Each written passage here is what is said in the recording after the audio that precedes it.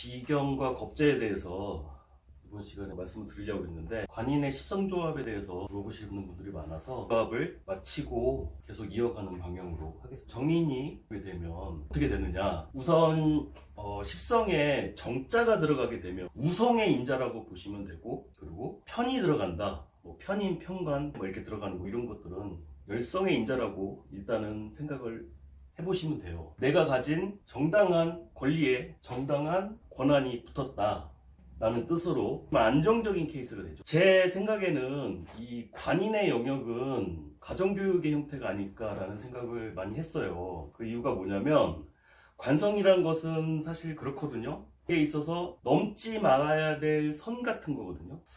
무관성이신 분들이 그런 말씀을 많이 해요. 나도 많이 참는다, 나도 눈치 많이 본다, 나도 많이 한다라고 나도 많이 제약을 받는다라고 말씀을 하시는데, 그거는 어디까지나 본인들 딴에 본인 생각에 그렇게 생각을 하시는 거고, 결정적인 순간에는 그래도 그게 나온다고요. 자기만의 그게 나온다고. 그래서 관성이라는 것은 어느 특정에 넘지 말아야 될 선 같은 건데, 이 정관이라는 것은 그 울타리의 범위가 좀 안정적인 거예요. 넘지 말아야 될 선 같은 건데 제한되어 있는 게 그렇게 깝깝하지 않은 그런 거죠. 그래서 이제 보통 부모들이 아이들을 키울 때 그 울타리의 범위가 그렇게 깝깝하지 않은 가정교육이라고 생각하시면 되고, 편관 같은 경우는 좀 엄격한 형태가 됩니다. 그래서 정인이 편관을 보게 되면 이게 어떻게 되냐면, 엄격한 가정교육에도 불구하고 받아들이는 거예요. 어떻게? 긍정적으로.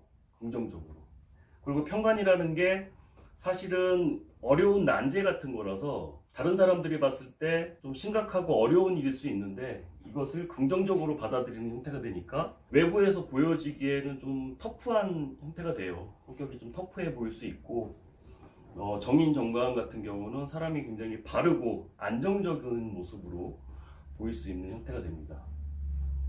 그리고 이번에 편인 같은 경우는 내면으로 들어가면은 편인만의 그런 외로움이 있어요. 편인만의 그런 트라우마나 그런 게 좀 있다 보니까 부모가 아무리 그런 정당한 울타리를 쳐도 편인이 정관을 보게 되면 이제 어떤 상황이 발생하게 되냐면, 분명히 정관이면은 바른 정관이잖아요. 분명히 정관이니까 정인의 권리를 줘야 되는데 반쪽짜리 권리를 보니까 사람이 자꾸 불신을 하게 되고 더 좀 츤데레 같은 느낌의 그런 형태가 됩니다. 좀 더 냉철해지는 그런 형태가 되고요. 이제 편인의 편관이 되면 굉장히 엄격한 데다가 다시는 실수 안 하려고 하는 형태가 되죠. 안 그래도 엄격한 분위기 속에서 한번 혼났다 이거야. 그러면 그게 트라우마가 돼버리는 거예요. 그래서 정인 편관과 편인 편관이 또 다른 게 뭐냐면, 정인 편관 같은 경우는 한번 그런 어려움을 내가 극복을 하잖아요. 그럼 그게 나의 자랑거리가 돼. 그래서 내가 그렇게 극복한 거에 대해서 굉장히 좀 뿌듯해하고 이런 반면에, 그리고 한번 실수를 하더라도 다음번에 좀 잘하면 된다라는 생각을 하는 반면에, 편인 편관 같은 경우는 한번 그런 어려움을 겪고 내가 극복을 했다고 하더라도 다시 또 그런 상황이 나한테 올까봐 전전긍긍하게 되는 형태가 됩니다. 이제 나중에 이건 좀 복잡한 내용이긴 하지만, 편인은 이제 식신을 하기 때문에 어쨌든, 그래서 이제 어려운 일이 닥치게 되면 다시는 그런 실수를 안 하려고 하기 때문에 만반의 준비를 한단 말이에요. 그래서 사람이 굉장히 그 세상 어려움 다 짊어지고 사는 형태가 되어버리죠. 이번에 무인성이 만약에 정관이다. 무인성 분들이 또 보면은 조금 기분 나빠하실 수도 있는데, 약간 EQ가 약간 IQ가 아니에요. 지능하고는 전혀 상관이 없는데 감성을 공감하는 그 지수가 약간. 그래서 이제 정관이라는 것은 뭐냐면, 사람들이 아까 말씀드렸죠. 관이라는 게 사람들 사이에서 지켜야 될, 넘지 말아야 될 선 같은 거는 이제 매우 정확하게 잘 지키는데, 그래도 친하면 정말 친한 사람이라면 그래도 조금은 그 경계를 넘어갈 수도 있잖아요. 그게 이제 인성이라는 거거든요. 서로 공감을 하니까 그래도 우리는 친하니까 이 정도는 넘어갈 수 있다라고 생각할 수 있는데, 이제 인성이 없게 되면 얄짤이 없어요. 얄짤 없다 그러죠. 아무리 친하더라도 그런 게 있어요. 그래서 무인성 정관이 되면 더 얄짤 없어요. 관계를 끊어버리게 되는 그런 역할이죠.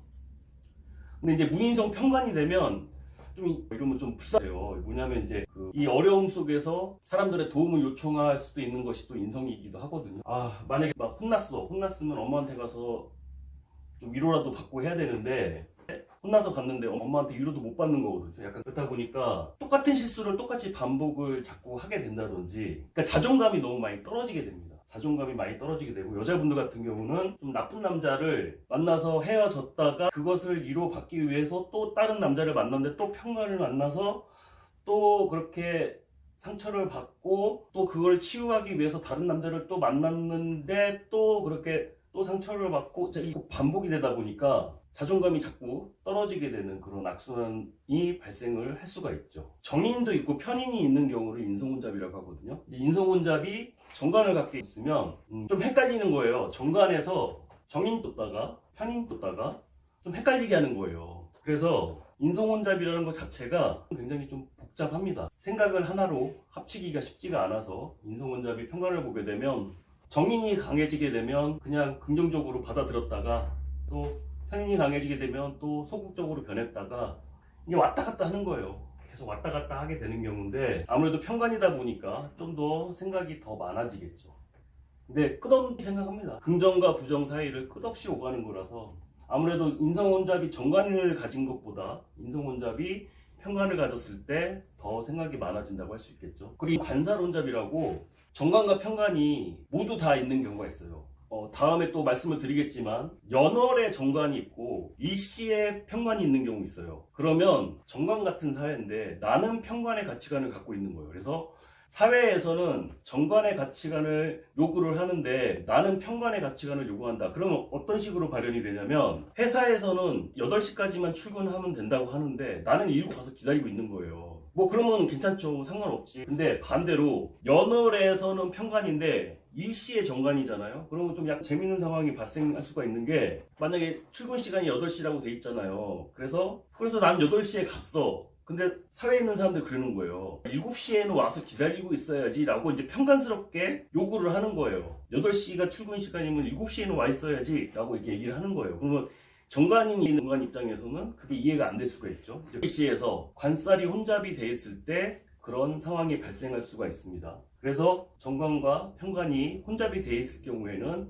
사회와 나와의 그런 가치관들을 조정을 하는 사람이 됩니다. 인성으로 소통을 한다는 것은 그것을 내가 받아들이고 이해를 한다는 거죠. 받아들이고 이해를 해서 학문화시킬 수도 있는 거고, 이걸 또 편인적으로 받아들이고 이해할 수도 있는 거고. 이제 무인성 같은 경우는 이제 어떻게 되냐면, 관살이라는 게 관이 많으면서 인성이 없으면 나를 옥죄이는 게 많은데, 관성이라는 건 사실 직감 같은 거거든요. 그 예감 같은 게 빨라요. 예감 같은 게 빨라서 그 미어캣 같은 느낌이 있어요. 미어캣 같이 그냥 몸으로 느끼는 거예요. 그 느낌으로. 그러니까 사람이 생각을 해서 예측을 하는 게 아니라 그냥 직감적으로 느껴요. 근데 사람들한테 얘기를 하면 뭐라고 이유나 근거를 과학적으로 설명을 할 수는 없어. 근데 관살로 이렇게 들어와서 느낌적으로 얘기하는 게, 그러니까 무속인은 그 과학적인 근거로 얘기하는 건 아니잖아요. 근데 그냥 직감적으로 느끼는 걸 얘기를 했는데 그게 맞는 경우도 있단 말이에요. 이렇게 관살이 많은데 무인성인 경우는 그 인성의 필터링이 없이 그냥 얘기가 나오는 거라서 직감적으로